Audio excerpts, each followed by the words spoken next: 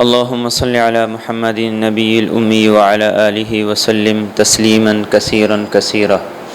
اللہ کے رسول صلی اللہ علیہ وسلم کا انداز تربیت ہی ہوتا، آپ جب کوئی اہم بات ارشاد فرمانا چاہتے تو آپ صحابہ سے سوال کیا کرتے تھے۔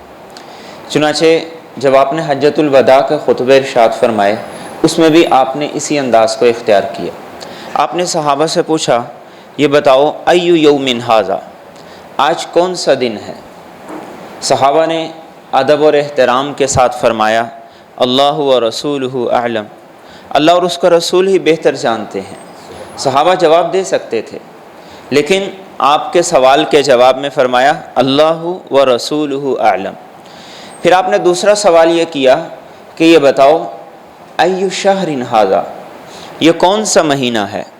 تو صحابہ نے کہا اللہ و رسولہ اعلم۔ پھر آپ نے تیسرا سوال یہ کیا ایو بلد ھذا، یہ کون سا شہر ہے؟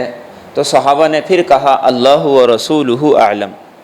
تو آپ نے فرمایا کیا یہ عید کا دن نہیں ہے، قربانی کا دن نہیں ہے؟ الیس یوم النحر؟ صحابہ نے کہا بلا یا رسول اللہ۔ آپ نے پھر کہا کیا یہ ذی الحج کا مہینہ نہیں ہے؟ الیس ذی الحج؟ صحابہ نے کہا بلا یا رسول اللہ۔ آپ نے پھر تیسری مرتبہ صحابہ سے کہا الیس البلد الحرام، کیا یہ مکہ مکرمہ عزت اور حرمت والا شہر نہیں ہے؟ صحابہ نے کہا جی ہاں۔ تو تین سوال کیے، شہر کون سا ہے، مہینہ کون سا ہے، اور یہ دن کون سا ہے۔ تو صحابہ کے تین سوالوں کے جواب کے بعد آپ نے فرمایا کہ پھر غور سے سنو، ان دماءکم و اموالکم و اعراضکم علیکم حرام کا حرمت یومکم ھذا فی شہرکم ھذا فی بلدکم ھذا۔ فرمایا جیسے اس شہر کا احترام کرتے ہو، جیسے آج کے دن کو محترم سمجھتے ہو، جیسے اس مہینے کو قابل عزت سمجھتے ہو، تمہارے مال بھی، تمہاری عزت بھی اور تمہاری جانیں بھی اسی طریقے سے ایک دوسرے کے لیے محترم اور قابل احترام ہیں۔ نہ کسی کی جان کو تکلیف دو، نہ کسی کو قتل کرو، نہ کسی کی عزت پہ حملہ کرو، اور نہ ہی کسی کا مال نہ حق طور پہ غصب کرو۔ یہ بات رسول اکرم صلی اللہ علیہ وسلم نے صحابہ کو بتائی، اور پھر اس کے بعد یہ پوچھا کہ بتاؤ الا هل بلغت، کیا میں نے اللہ کا پیغام تمہیں پہنچا دیا ہے؟ آپ بار بار یہ جملہ صحابہ کرام سے پوچھا کرتے تھے۔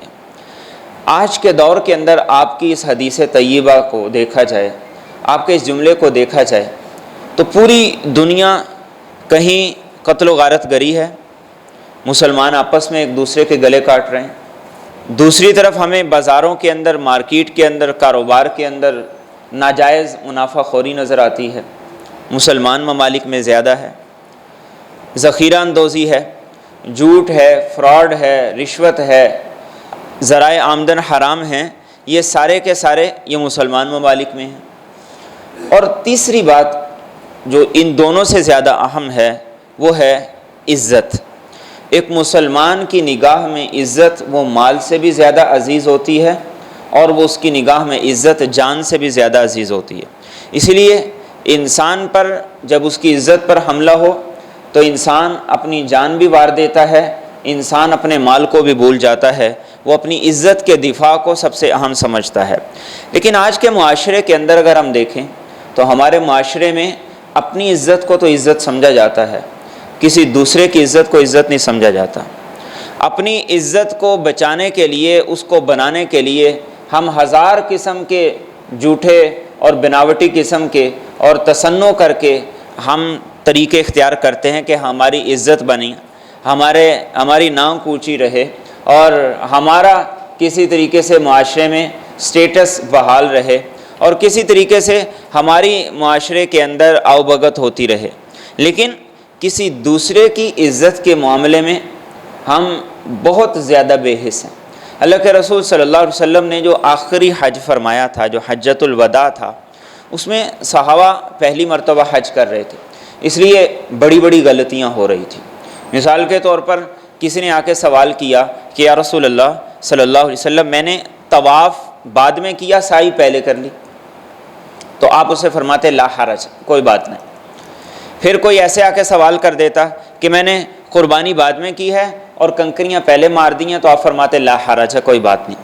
لیکن جب آپ یہ مسئلہ بتاتے، کوئی آپ سے حج کا مسئلہ پوچھنے آتا تو آپ اس کے بعد یہ بات فرمایا کرتے تھے کہ غور سے سنو، غور سے سنو۔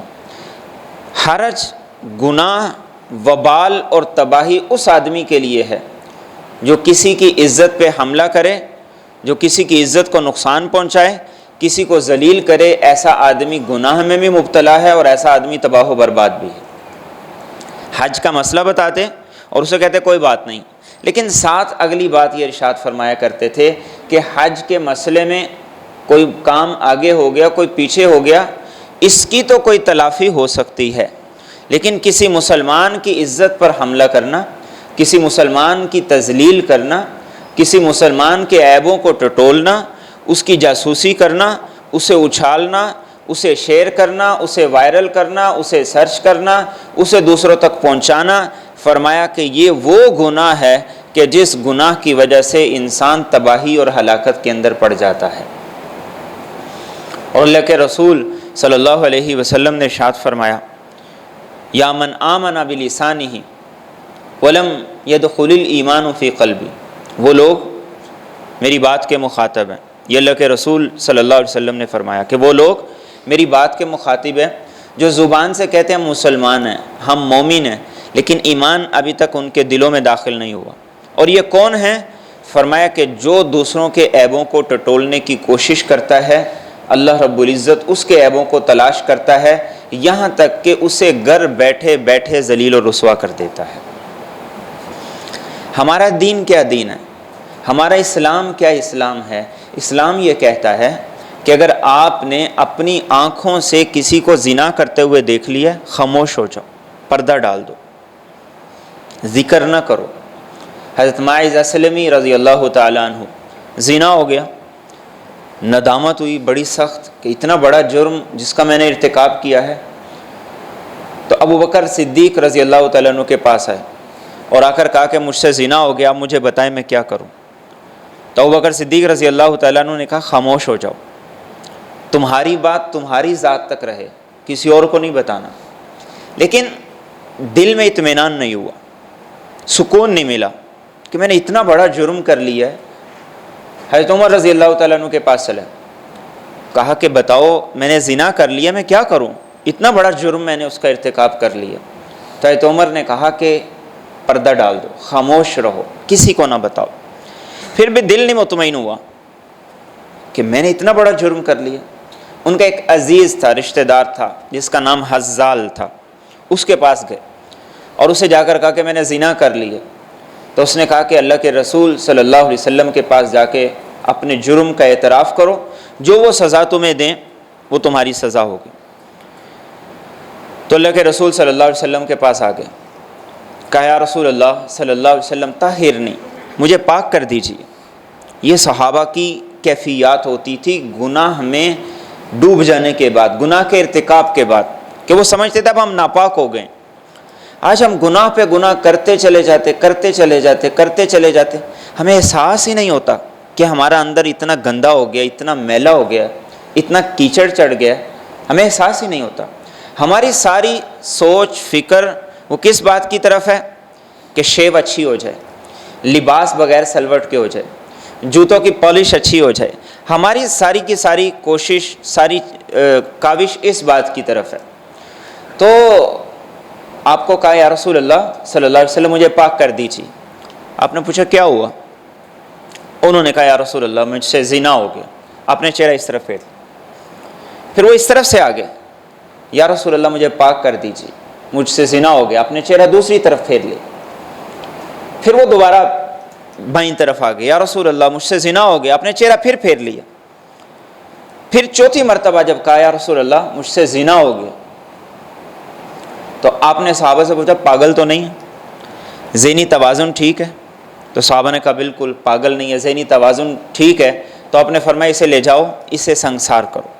صحابہ نے اسے سنگسار کیا اور اس کے بعد ایک جملہ آپ نے فرمایا کہ ایسی سچی اللہ کے سامنے توبہ کی ہے اگر سارے مدینے والوں پہ تقسیم کر دی جائے، اور ایک روایت میں سارے روئے زمین والوں پہ تقسیم کر دی جائے، اللہ سب کی مغفرت کر دے۔ پھر جب آپ کو پتہ چلا، جو بات میں بیان کرنا چاہتا ہوں، پھر جب آپ کو یہ پتہ چلا کہ اس کے چچا نے اس کو مشورہ دیا تھا کہ اللہ کے رسول صلی اللہ علیہ وسلم کے پاس جا کے اعتراف کرو، تو آپ نے اس کے چچا کو بلایا اور کہا کہ اے حزال، اگر تو اس پہ پردہ ڈال دیتا تو کیا ہی اچھا ہوتا، اگر تو اس پہ پردہ ڈال دیتا تو کیا ہی اچھا ہوتا۔ وہ مجھ تک آتا ہی نہیں، وہ میرے سامنے آ کے اعتراف کرتا ہی نہیں۔ آج ہم کہتے ہیں ہمیں پتہ چلے، ہم لوگوں سے پوچھتے ہیں کہ بتاؤ وہ فلاں واقعہ ہوا، اس کے بارے میں تجھے کیا پتہ ہے، اس کے بارے میں تم کچھ بتاؤ۔ اور جب وہ اپنے جرم کا اللہ کے رسول صلی اللہ علیہ وسلم کے سامنے اعتراف کر رہے تھے تو آپ بار بار منہ کیوں موڑ رہے تھے؟ کہ وہ دوبارہ نہ بولے، وہ دوبارہ نہ بولے۔ اس لیے، اور ہم کسی کی عزت کرنے کے لیے، کسی کو عزت دینے کے لیے تو 4 قدم نہیں چل سکتے، کسی کو سلام کرنے کے لیے ہم اپنا ہاتھ نہیں اٹھا سکتے، کسی کو السلام علیکم کہنے کے لیے ہم اپنی زبان نہیں کھول سکتے، ایک قدم چل کے کسی کو عزت و احترام کے ساتھ خوش آمدید اور ویلکم نہیں کہہ سکتے، لیکن ہم دوسرے کے گھر جا کے دوسرے کے منہ پہ تذلیل کر کے کہتے ہیں کہ ہم نے بڑا کارنامہ سر انجام دیا، ہم نے بہت بڑا کارنامہ سر انجام دیا۔ تو اللہ کے رسول صلی اللہ علیہ وسلم کا حجۃ الوداع پہ ایک خصوصی پیغام یہ تھا کہ ایک دوسرے کی عزتوں کے محافظ بننا، ایک دوسرے کی عزتوں کی حفاظت کرنا، ایک دوسرے کی عزتوں کا دفاع کرنا۔ ایک حدیث طیبہ میں اللہ کے رسول صلی اللہ علیہ وسلم نے ارشاد فرمایا، جو کسی مسلمان کی غیر موجودگی میں اس کی عزت کا دفاع کرتا ہے، اللہ پر لازم ہے، اللہ پر واجب ہے، اللہ پر فرض ہے کہ اسے قیامت کے دن جہنم سے آزاد کرے۔ اللہ کے ناموں میں سے ایک نام ستار ہے۔ ستار کا معنی یہ نہیں جو پردہ ڈالتا ہے، ستار کا معنی یہ ہے کہ جو بہت زیادہ پردہ ڈالتا ہے۔ میرے اور آپ کے عیبوں پہ جس نے پردہ ڈالا ہے، جو میرے اور آپ کے عیبوں پہ دنیا اور آخرت کے اندر پردہ ڈالے گا، اس کا یہ اعلان ہے، جو کسی مسلمان کے عیبوں سے پردہ اٹھائے گا، کسی مسلمان کی تذلیل کرے گا، اس کی عزت اور ناموس پہ حملہ کرے گا، میں قیامت کے دن اس کی عزت کو تار کر دوں گا، میں اس کے سارے عیب دنیا اور آخرت دونوں میں لوگوں کے سامنے کھول دوں گا۔ یہ اللہ رب العزت کا اعلان ہے۔ تو عزتوں کے محافظ بنیں، اور عزتوں کے محافظ کیسے بنیں گے؟ صرف یہ سوچ لیں کہ اگر اس کی جگہ میں ہوتا تو میرا رویہ کیا ہوتا۔ ہو سکتا ہے کوئی مجرم ہو سکتا ہے کوئی غلط ہو سکتا ہے کسی نے کوئی بہت بڑے جرم کا ارتکاب کیا ہے، ہو سکتا ہے، انسان ہے، انبیاء کے علاوہ کوئی معصوم نہیں ہے، ہر شخص غلطی کرتا ہے، ہر شخص سے غلطی ہو سکتی ہے، لیکن اس کی جگہ اپنے آپ کو رکھ کے دیکھیں۔ جب حضرت عائشہ رضی اللہ تعالیٰ عنہ پہ تہمت لگی تو ابو ایوب انصاری رضی اللہ تعالیٰ عنہ، ان کی بیوی نے حضرت ابو ایوب سے کہا کہ تم نے سنا عائشہ کے بارے میں لوگ کیا کیا کہہ رہے ہیں، کیا کیا باتیں چل رہی ہیں؟ تو ابو ایوب انصاری رضی اللہ تعالیٰ عنہ نے کہا کہ یہ بتاؤ کہ اگر تم عائشہ کی جگہ ہوتی تو کیا تم وہ سب کچھ کرتی جو آج معاشرے کے اندر مشہور ہے، جو لوگوں کی زبانوں پہ ہے؟ انہوں نے کہا نہیں، میں کبھی یہ نہیں کر سکتی تھی۔ تو انہوں نے کہا کہ پھر عائشہ تم سے زیادہ پاک دامن ہے، عائشہ اللہ کا انتخاب ہے تو وہ کیسے کر سکتی؟ تو قرآن نے آیت نازل کی، لولا اذ سمعتموہ ظن المؤمنون والمؤمنات بانفسہم خیرا وقالوا ھذا افک مبین، کہ مومن کا رویہ تو یہ ہونا چاہیے کہ جب وہ سنیں کہ فلاں نے یہ کیا، فلاں سے یہ ہوا، فلاں نے یہ کیا، تو وہ کہے کہ یہ جھوٹ ہے۔ اور اگر آنکھوں سے بھی دیکھ لے تو وہ یہ سوچے کہ میری آنکھ نے غلط دیکھا ہے، میری آنکھ نے غلط دیکھا ہے، بجائے اس کے کہ ہم لوگوں کی عزتوں کے ان کو تاتار کرنے کے لیے، ان کی عزتوں کو اچھالنے کے لیے ہم پیش ہوں۔ اور بدقسمتی سے یہ چیز ہمیں میڈیا سے سکھائی گئی، اسلام کا قانون نہیں ہے۔ اسلام تو یہ کہتا ہے کہ اگر کوئی کسی پر تہمت لگا دے تو 80 کوڑے اسے سزا کے طور پہ لگائے جائیں۔ آج یہ روزانہ 4 گھنٹے 5 گھنٹے ٹی وی پہ بیٹھ کے کیا ہوتا ہے؟ وہ اس کی عزت کو اچھالتا ہے، وہ اس کی عزت کو اچھالتا ہے۔ بس ایک بات کہہ دی، ذرائع یہ کہتے ہیں، اور ہم بھی سارا دن یہی کچھ کہتے ہیں کہ فلاں صحافی نے یہ کہا، فلاں صحافی نے یہ کہا، فلاں اخبار میں یہ پڑھا، فلاں اخبار میں یہ پڑھا، اور اسی کو بنیاد بنا کے ہم نے سارے سوشل میڈیا کے اوپر یہ گند پھیلایا ہوا ہے۔ تو اللہ کے رسول صلی اللہ علیہ وسلم نے مجھے اور آپ کو حجۃ الوداع کے موقع پر اس چیز کا حکم دیا تھا، اس چیز کی تاکید کی تھی، اور اس کے لیے پہلی چیز یہ ہے کہ سنیں ہی نہ، اپنے سننے کے راستے اس کو پاکیزہ کریں، اس لیے کہ جب آپ سن لیں گے تو پھر وہ آپ کے دل میں چلی جائے گی۔ جب وہ آپ کے دل میں چلی جائے گی تو وہ آپ کا دل ایک برتن ہے، تو اس برتن سے کبھی نہ کبھی وہ باہر آ ہی جائے گی۔ آپ چاہے کیسے بھی پاکیزہ ہیں، کسی بھی موقع پر، کسی بھی جگہ پر، وہ آپ کی زبان سے نکل جائے گی، اور جہاں آپ کی زبان سے نکل گئی اس کے بعد آگے جہاں جہاں جاتی جائے گی اس سب کے مجرم وہ آپ ہوں گے۔ اس لیے اس بات کی ضرورت ہے، سنیں ہی نہ۔ جب ہم سننا بند کر دیں گے تو لوگوں کو بھی پتہ چل جائے گا کہ یہ نہیں سنتا، اور ہمارا مزاج ہی اس کے برعکس ہے، ہمارا مزاج ہی اس کے برعکس ہے۔ ہم سننا زیادہ پسند کرتے ہیں، اور پھر اس کو 4 اور اس کے اندر بڑھا کے، اس میں اور اضافہ کر کے ایک دوسرے تک پہنچانا، اسے شیئر کرنا اپنے فرائض میں شامل سمجھتے ہیں۔ تو اللہ کے رسول صلی اللہ علیہ وسلم نے مجھے اور آپ کو اس بات کا حکم دیا، اس بات کی تاکید کی کہ اللہ رب العزت کی ذات کی جو صفت ستاری ہے، تم بھی اس صفت کو اپنانا۔ تم وہ اپناؤ، اللہ دنیا میں بھی تمہارے عیبوں پہ پردہ ڈالے گا، قیامت میں بھی پردہ ڈالے گا۔ اور اگر تم ایسا نہیں کرو گے تو گھر بیٹھے بیٹھے اللہ تمہیں ذلیل و رسوا کرے گا۔ یہ اللہ رب العزت کا اعلان ہے۔ کتنی ہی مرتبہ ایسا ہوتا ہے کہ انسان کا جرم کوئی نہیں ہوتا لیکن وہ بد سے بدنام ہو جاتا، کتنی ہی دفعہ ایسا ہوتا۔ یہ حدیث ہمیں اسی بات کی طرف اشارہ کرتی ہے، لوگوں کے عیبوں پہ پردہ ڈالو، اپنی زبان کو کنٹرول کر کے رکھو، سننے سے بھی بولنے سے بھی۔ اور قرآن کریم یہ کہتا ہے یہ کافروں کی صفات ہے، یہ کافروں کے اندر یہ چیزیں ہوتی ہیں، ویل لکل ہمزۃ لمزہ، یہ کافر ہوتے ہیں جس کا کام ہے عیب تلاش کرو۔ مومن کیسا ہوتا ہے؟ لیس المؤمن بالطعان ولا باللعان ولا الفاحش ولا البذی، مومن نہ تانے دیتا ہے، نہ لعنت کرتا ہے، نہ بےہودہ گوئی کرتا ہے، نہ بد کلامی کرتا ہے۔ اس کی زبان تو پاکیزہ ہوتی، اس کا دل پاکیزہ ہوتا، اس کے کان پاکیزہ ہوتے۔ اللہ کے رسول صلی اللہ علیہ وسلم نے معراج کے موقع پر دیکھا کہ کچھ لوگ ایسے ہیں جن کے ناخن تانبے کے ہیں، اور وہ اسے اپنے چہروں کو اور سینوں کو نوچ رہے ہیں۔ آپ نے جبریل امین سے پوچھا یہ کون لوگ ہیں؟